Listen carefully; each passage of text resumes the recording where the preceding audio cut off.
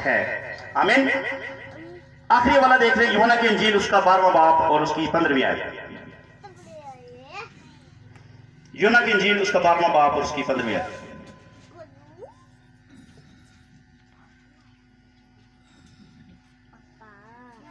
ऐसे हो कि बेटी मत डर, देख तेरा बादशाह गधे के बच्चा पर सवार हुआ आता है। खुदावन के कलाम के पढ़े और सुने जाने पर खुदावन की बरकत हो। सबके खुदावन तेरा शुक्र हो। खुदावन तेरा शुक्र हो। कई दफा हमारे ज़हन में ये सवाल आता है, हम गधे को जो है एक हकीर जानवर समझते हैं और इज्जत के काबिल जानवर नहीं समझा जाता है, बल्कि उसकी निस्बत घोड़े को जो है वो इज्जत का जानवर और शाही सवारी जो है वो समझा जाता है। और कई दफा लोग जब पूछते हैं, हमारे ज़हनों में भी ये सवाल उठता होगा कि यीशु मसीह गधे पर सवार क्यों हुआ, यीशु को घोड़े पर सवार होना चाहिए था।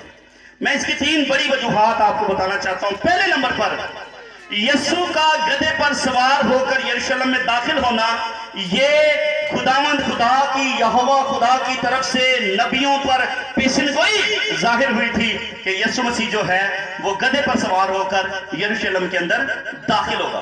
दूसरे नंबर पर मैं आपको बताना चाहता हूं कि जब कोई काहिन, कोई खादम जो है जब किसी के पास जाता था तो वो घोड़े पर सवार नहीं होता था, बल्कि वो गधे पर सवार होकर जो है वो अपना सफर करता था। वो इस बात को काहिन जाहिर करता था कि मैं हलीम हूं।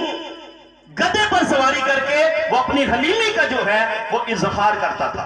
तीसरे नंबर पर मैं आपको बताना चाहता हूं कि जब कोई बादशाह जंग के लिए जाता तो वो घोड़े पर सवार होकर जाता और दूसरे मुल्क के साथ वो जंग करता था। लेकिन जब किसी बादशाह ने सुलह के लिए कहीं जाना होता, किसी बादशाह के पास सुलह के लिए जाना होता था, तो वो बादशाह फिर घोड़े पर नहीं बैठता था, बल्कि वो गधे